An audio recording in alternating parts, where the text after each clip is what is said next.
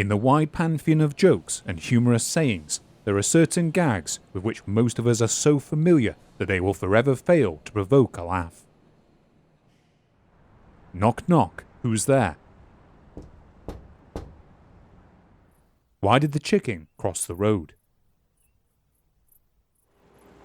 What's black and white and red all over? In the eyes of the internet, however, in the last couple of years there has been one historical groaner that stands above all others. Urgire estamshe inkuma, ning name igi no mundu, nengal takaineshe. A dog walked into a tavern and said, "I can't see a thing. I'll open this one."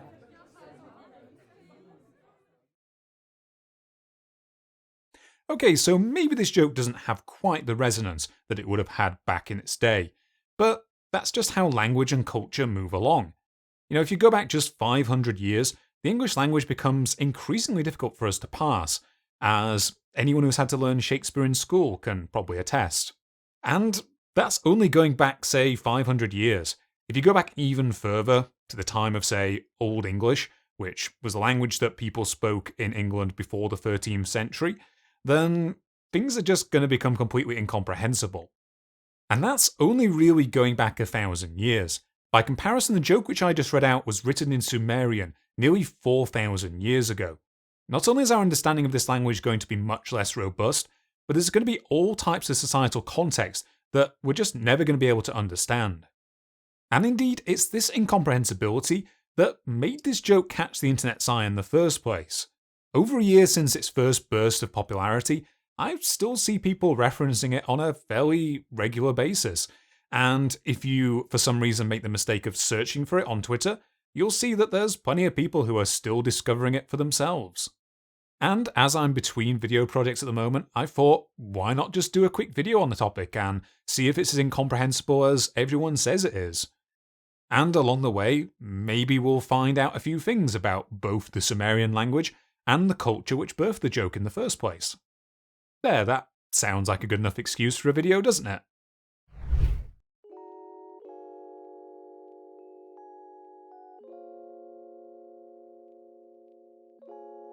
Okay, so for anyone who isn't terminally online, here's a little context. Last March, this joke did the rounds on historical Twitter and Reddit for a little while, with folks mostly making light of its incomprehensibility.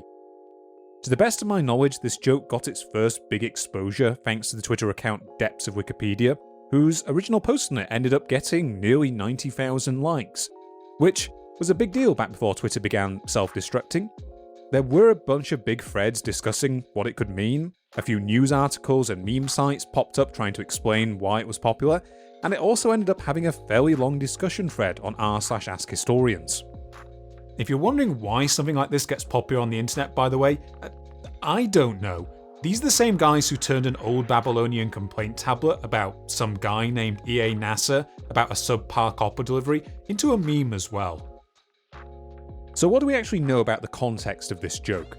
Well, it originally comes from a pair of clay tablets that were discovered at the ancient Mesopotamian religious centre of Nippur in what is now central Iraq. Today they're housed at Penn Museum in Philadelphia, and each of them consists of part of a collection of sayings written in ancient Sumerian. For anyone who's unfamiliar with Sumerian, by the way, this is the language that was originally spoken by the peoples of southern Iraq from at least the dawn of writing around the end of the 4th millennium BCE until just over 1,000 years later. According to their entries on the Cuneiform Digital Library Initiative, these tablets are thought to date from around 1900 to about 1600 BCE, which makes our dog joke not only the earliest known example of an X walks into a bar type of joke, but also a candidate for one of the earliest jokes on record. As with all of the documents from ancient Mesopotamia, they're written in cuneiform, which is a script that would continue to be used throughout the region for many other languages in succeeding centuries, including Akkadian, Hittite, and Old Persian. It's thanks to this script's continuing use that we mostly know how to translate Sumerian today, though the minutiae of these translations are still debated by archaeologists. You see, Sumerian is what is known as a language isolate, meaning that it has no known relatives or descendants, and exactly how it would have been written or spoken remains debated by Sumerologists today. That reading I gave of the joke at the beginning, that's just an approximation I found online. No one knows for sure how it would have sounded. these uncertainties around translating the language are one of the reasons why we have some difficulty understanding the Sumerian dog joke, but we'll get into that in a moment. Now, by the time this tablet was transcribed, Mesopotamia was in an era known as the Old Babylonian period. It's named this because it's during this time that the previously small town of Babylon in central Mesopotamia became a major player in the region's politics, so much so that much of this region came to be known as Babylonia. By this time, Sumerian had largely died off as a living language in favour of Akkadian, but it was still hanging on as a prestigious written language, employed by scribes for religious and scholarly reasons. It's not a perfect comparison, but one way to think about it is that it was similar to how Latin continued to be used in the medieval period, long after it had ceased to be spoken as a day-to-day language. As part of their education in this language, a lot of trainee scribes would be required to copy out older texts to use as teaching aids, and that's actually where most of the surviving documents we have from this period came from. Most of these weren't written down with someone intending to preserve them for all time. No, they were mostly copied out by students. One of the more common types of these teaching aids to be copied out were what were known as proverb texts, collections of popular sayings and wisdom from the period, and the tablet containing our dog joke belongs to this body of documents. According to its original translator Edmund Gordon, it appears to have been used quite commonly for this purpose, as we know of some 29 different tablets and fragments that contain parts of the collection. When it comes to the tablet's actual contents, the proverbs it contains run the gamut from simple bits of wisdom and practical advice to slice-of-life observations and even scatological humour. Perhaps surprisingly though, there's very little mention of humans to be found within its texts. Instead, most of its proverbs involve animal characters, including the lion, the wolf, the ox, and, appropriately given the joke we're discussing, a good chunk of them involve dogs.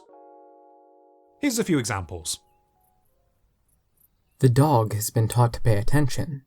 As long as he pays attention, he may escape his chain. When the lion caught a wild boar, he roared, "Your flesh has not yet filled my mouth, but your squeals have deafened my ears." 9 wolves having caught 10 sheep. There was one too many, and they did not know how to share out the portions. A fox came along and said, "Let me allocate the portions for you. The 9 of you take 1 sheep, I by myself shall take 9. This shall be my share." The dog, gnawing on a bone, says to his anus, "This is gonna hurt you."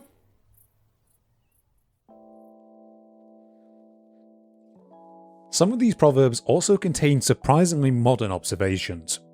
A good example of this is Proverb 5.81, which in many ways reads like a proto-version of that "no take, only throw" meme from a few years back. You know, the one which had the dog who's refusing to give up his toy?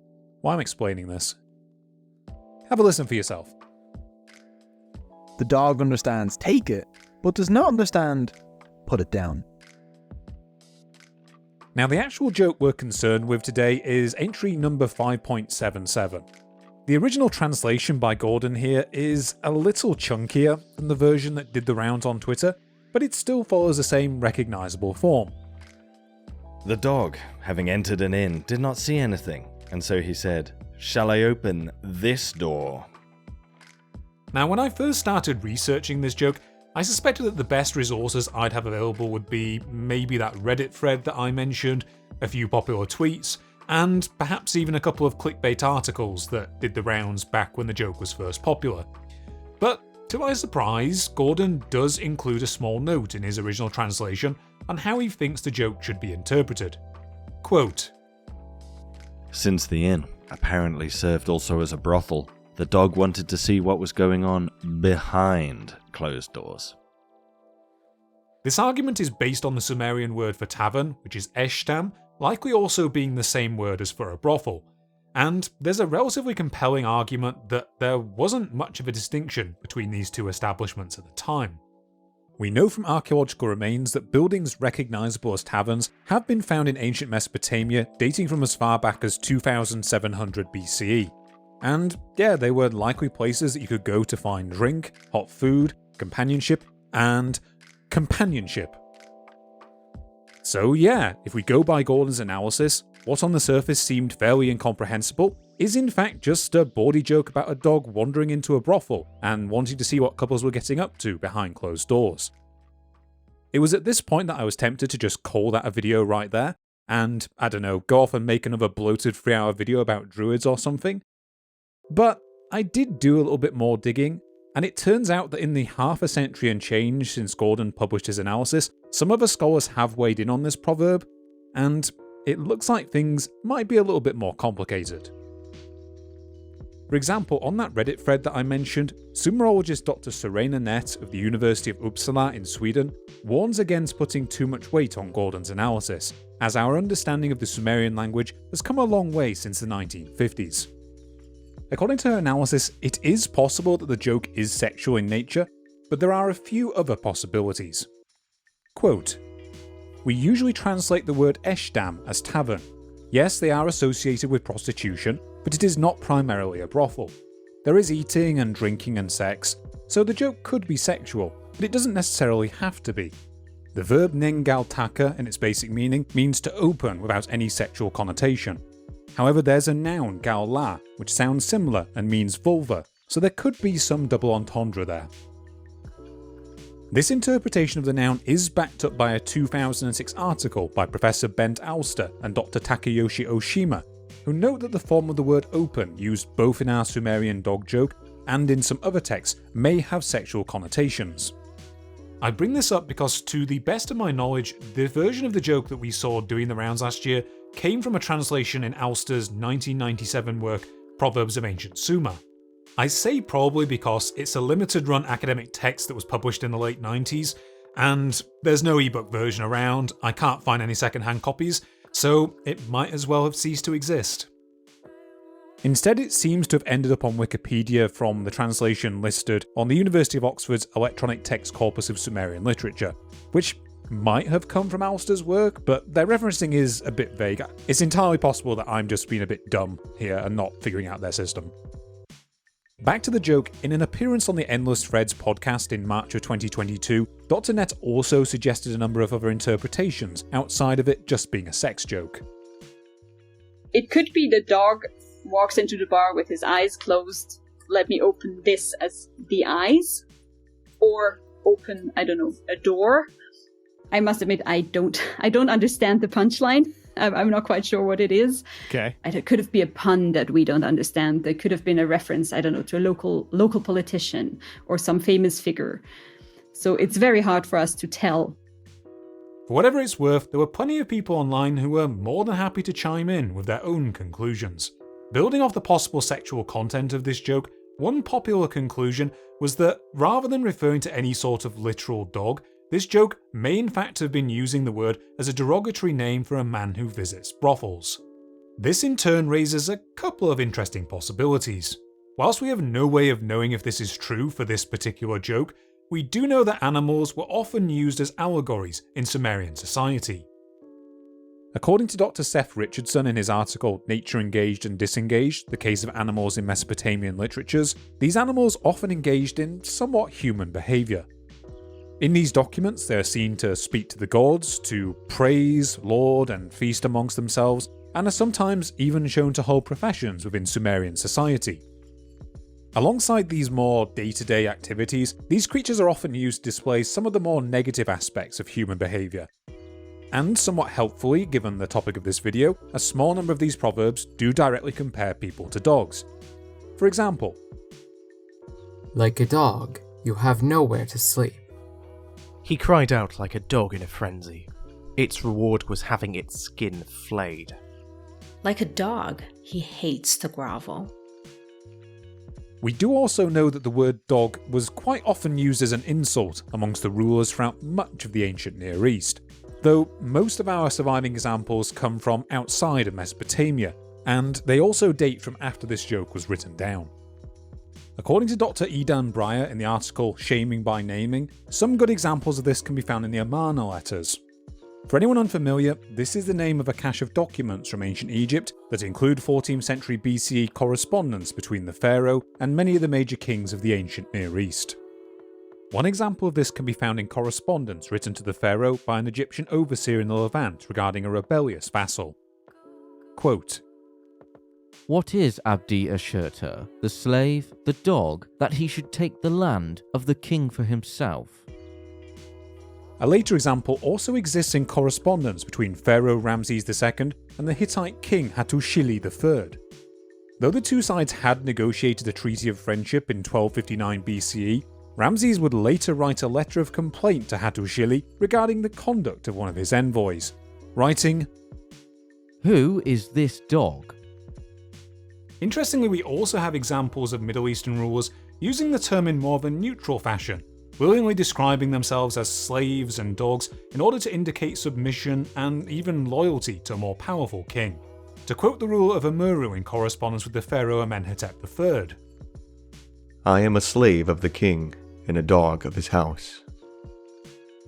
So, yeah, animals were used as metaphors for human behaviour throughout the ancient Near East, and we also have evidence that rulers would use the term dog to insult each other in the centuries after the Old Babylonian period. It is possible then that our Sumerian dog joke is intended as an insult for a lustful man, although we don't really have any way of knowing for sure. It's certainly fun to think about though. In the course of that podcast I mentioned earlier, Dr. Nett also brings up a valuable point that I haven't really gone into so far. I have been referring to this proverb as a joke so far, but we don't actually know that it was intended as a joke. It is structured like a joke, we have a setup and a possible punchline, but due to the vagaries that are involved in translating Sumerian, we don't actually know this for certain. Hell, it's even possible that the person who actually physically copied out the tablet that we have today didn't get the joke either.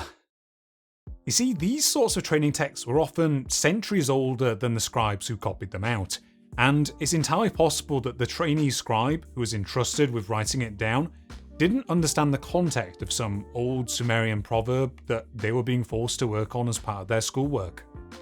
The final take I found, however, was perhaps the most interesting. It comes from Dr. Philip Jones, who is the Associate Curator and Keeper of Collections at Penn Museum, which means he's the guy who's tasked with taking care of the tablet that this whole video has been about. Speaking on the same episode of that podcast I mentioned earlier, he drew attention to the fact that most of the interpretations we've discussed here so far tend to ignore how the dog is used in these sort of proverb collections. Let's take a listen. The dog is a specific character type. It's a guard dog whose job is to keep the wolves from the sheep. In the Proverbs, it's operating on the basis that it's a personality type that is fairly brutal and not really to be messed with.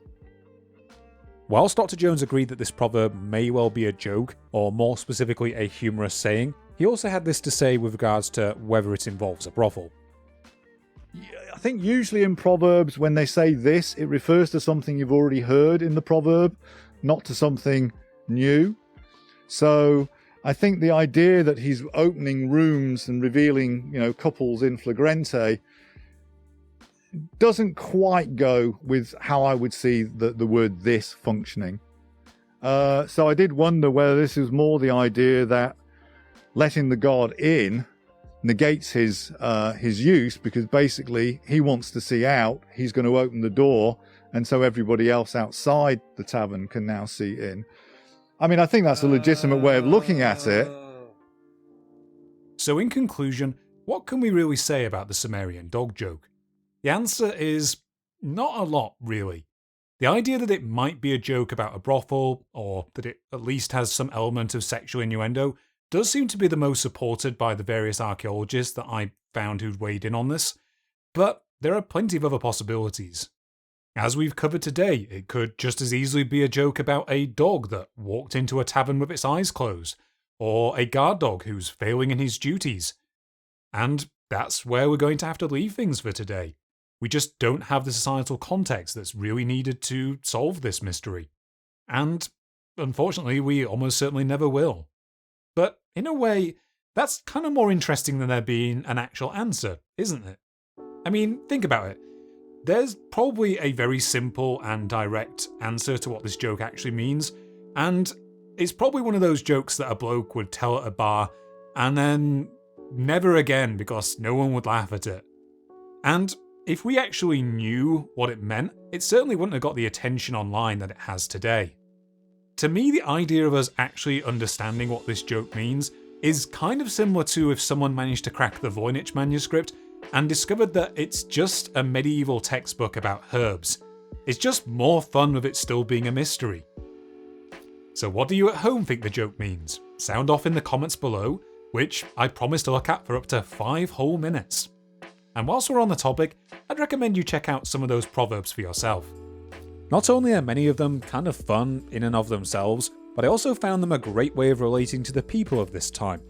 We tend to think of ancient people as being somehow different or divorced from ourselves, who felt differently and experienced the world in a way that we can't recognise anymore. And whilst that's true for many of the features of our modern society, there's still plenty about their lives that we would find familiar. Like us, they enjoyed writing down the funny things that their dogs did, going down the local tavern for a beer with their mates, sharing jokes, and passing down what they knew about the world around them. Maybe I'm being a little over-sentimental here, but a part of me finds these proverbs kinda heartwarming in that regard. They're just one of those pieces of humanity that have always been with us. Well, there you go. That's everything major that I could find on the Sumerian dog joke. So, if you came here looking for information on already out-of-date pseudo-meme, you can go. The video's over now. For more regular viewers, I'll have either a documentary-style video or a podcast next time. Don't worry that this is some big shift in video making style from me, by the way. I just felt like having a break and making something a little bit different. So, thanks for watching. Make sure to hit the like bell, or whatever YouTube is demanding we do these days. Drink plenty of water, and stay tuned for another video that I'm planning to make someday on a similar topic, provisionally titled How to Get Drunk in Ancient Mesopotamia. Before that though, here's a few more of my favourite proverbs from various Sumerian wisdom texts that I managed to trick a bunch of other history YouTubers into reading for me. Enjoy. The fox, having urinated into the sea, said, "The whole sea is my urine." If a singer knows only one song but makes the sound pleasant, he is indeed a singer. A bull with diarrhea leaves a wide trail. The smith's dog could not overturn the anvil, so it overturned the water pot. Something which has never occurred since time immemorial. A young woman did not fart in her husband's embrace. A heart never created hatred. Speech created hatred.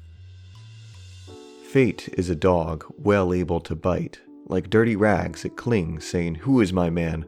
Let him know it." Beer is a bull. The mouth is its threshold.